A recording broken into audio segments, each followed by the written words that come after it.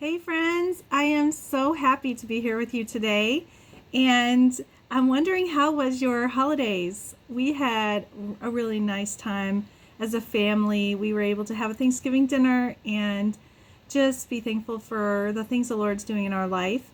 This year's been a little different being 2020. We all know 2020 is its own beast, right? So we just roll with it, right? We just walk in gratitude, and when things happen we're not expecting, we ask the Lord what to do and just keep going forward. And the Lord's really blessed us in that way. So today I'm here to share with you some of the traditions that I like to do with my family.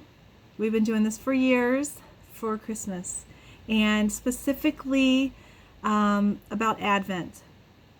I didn't grow up doing Advent. It's something that Christians do that is sort of like the process of coming up to Christmas, right, and celebrating Christ's coming.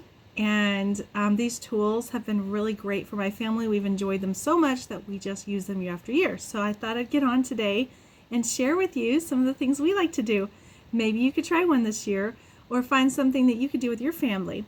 So as a homeschool mom, I'm always looking for resources, and I'm looking for materials that have depth and that are helpful in contributing to our family dynamic, and these have just been really helpful. So let's start with a simple Advent calendar. I printed this off from the internet. I can't even tell you where, but this calendar is you can Google them. It's just like a December calendar, and each day on the calendar, I'm showing it to you on here. If you're listening and you're not watching a video version of this, you can download a calendar that will have the days of the month and a scripture verse section to read for that day.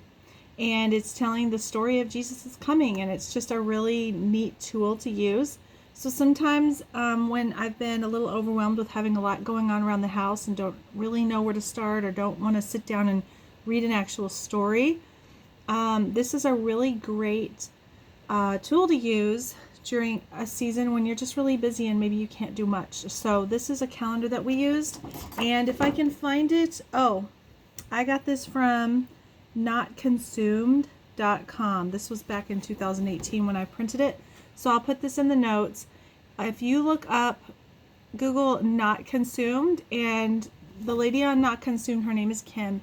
She is amazing. She is an amazing resource.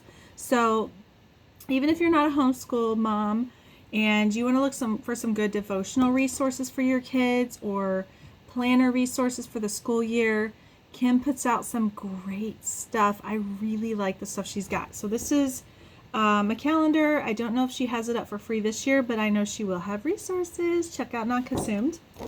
The second thing that I have, I actually ordered this online. It's called Names of Jesus Advent Calendar. And the way it's set up, I really like this. We did this one last year along with our readings. They send you like some twine. Now you can make your own if you don't want to order it, because these are like super simple to make. And these aren't even in order. But each card for that day has a name of God. So this one's Good Shepherd. Let's see. Oh, I like this one. On day number, these are kind of like thick cardstock. Day number 8 is Emmanuel.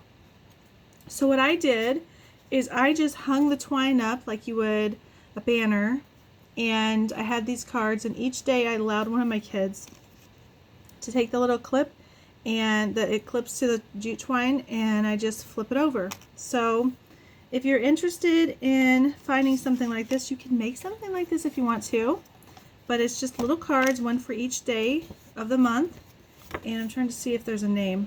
It was called JesusAdventCalendar.com.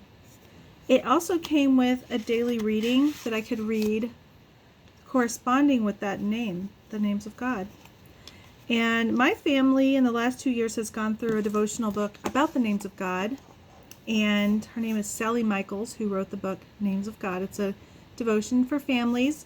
So this went really well last year because we were already doing names of God. So it's pretty cool. I love meditating on the names of God. In fact, another resource is coming to mind. Boy, I'm just really full of resources today, huh? It's called A Right Heart Podcast. If you look it up wherever you listen to podcasts, or you could look up arighteheart.com. They have it on their website. They do 10 to 15 minute, they're sort of like meditations where you just listen, and it talks about an attribute of God, and it's just really peaceful and calming, and you can just pray and listen and just be reminded of who God is and what the scriptures say about him and how we relate to that. It's just super great way to start off your day. So check out arighteheart.com or A Right Heart Podcast.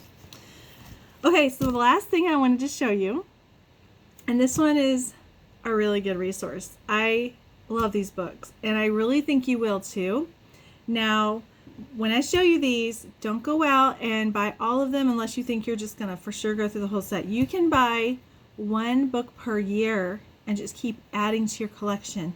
And these stories intertwine with each other. So you'll read one book to your kids one year for Advent, and then the next year when you pull out the next book, your kids are going to be like, oh my goodness, I remember that character. Remember the last one we did? I remember that person in that one. And it is super cool to have that.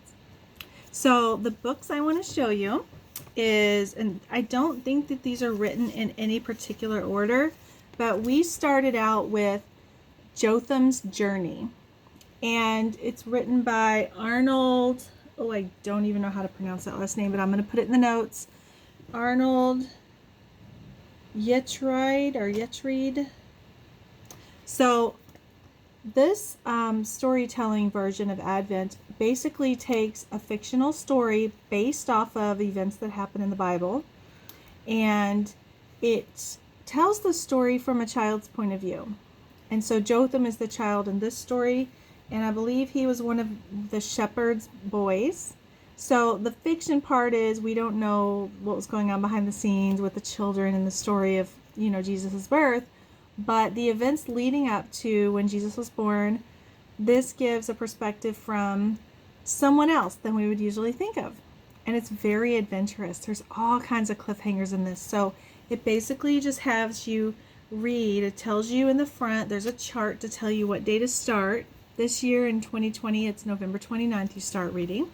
And there's a whole chapter that you read, and it encourages you, if you have an Advent wreath or Advent calendar, or candles, it encourages you to light a certain candle each week, and it teaches you how to do all that. So this is a great book. In fact, when we read this to the kids, when I read this to the kids, they're always like, it'll like have these great cliffhangers between the chapters, and they'll be like, can we just read one more? Can we just read one more? They just get so excited about the story. So Jotham's Journey is the first one.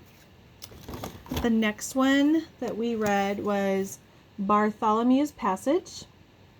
Also very good, equally good. I'm telling you, this whole series is amazing.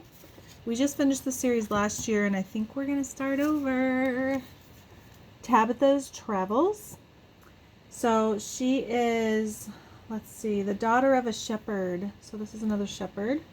I think he was the son of a fisherman. And then last year, the one we finished off with was called Ishtar's Odyssey. And he was one of the wise men's sons. Kind of cool. Picture caravans traveling to go see baby Jesus, looking for the star. It's so good. So we have really enjoyed these books with our family, and I would highly recommend them. And I'm kind of curious, what do you guys like to do for Christmas traditions when it comes to the birth of Christ and telling the story and engaging with your family about the coming of Jesus and what that means for us, and just remembering Christ and who he was and how he came. I just love that about this time of year. This month is just really fun to focus on that. Oh, a side note with the books that I was showing you, the Advent stories, is there is one written for Easter time too. So if you're interested, you could probably find the title of that one online. I don't have it with me in the room, so I don't remember the exact title, but there's an Easter one also. So those are some of the traditions we do. I will be doing another video or podcast on some of the read-alouds that we like to do at Christmas time. We have very specific picture books and read-alouds that I have purchased to just keep in the home during the season, and I tuck them away during the year and I pull them back out at Christmas time, and they're a lot of fun to snuggle up on the couch with the kids and turn on the Christmas lights on the tree and turn on the lights in the room and maybe light a few candles and read stories. And I know my kids really love having that story time. So please share with me some of your favorite stories to read to your children and some of your favorite traditions that you like to do around Christmas time. And I would love to hear all about them. Have a great day.